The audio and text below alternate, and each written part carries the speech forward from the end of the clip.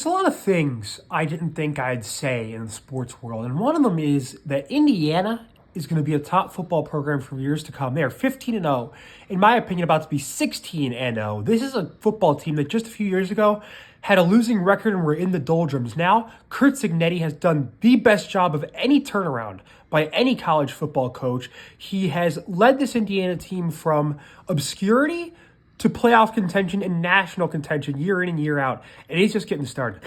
This Indiana-Miami game is going to be very interesting. Indiana is favored by about 8 points, 8.5 points. I think the Hoosiers win this one. The Hoosiers, in my opinion, are just so good. They're holding opponents to under 200 yards passing, 185 yards passing. They have 62 tackles for loss. They have 18 interceptions. They have 11 recovered fumbles.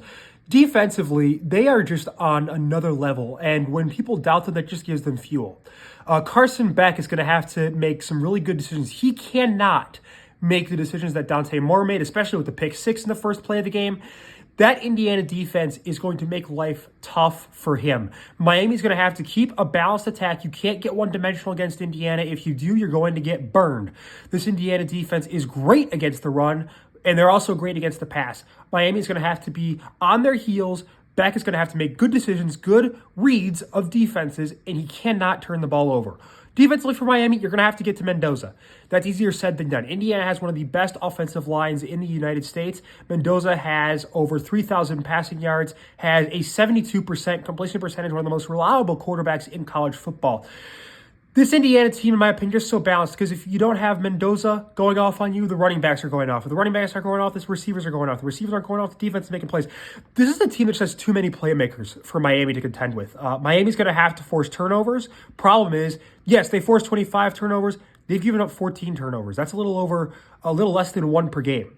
Indiana will burn you every day of the week if you turn the ball over once or twice a game, let alone against them in the first half or second half. This Indiana team is just too deep. They have way too many playmakers on the outside and inside. Miami will not be able to handle them. So this has been a great season for the Hurricanes.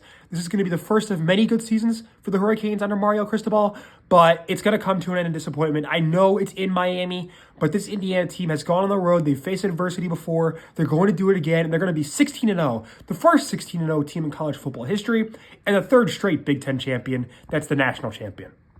There's a lot of things I didn't think I'd say in the sports world, and one of them is that Indiana is going to be a top football program for years to come. They are 15-0, in my opinion, about to be 16-0. This is a football team that just a few years ago had a losing record and were in the doldrums. Now, Curt Cignetti has done the best job of any turnaround by any college football coach.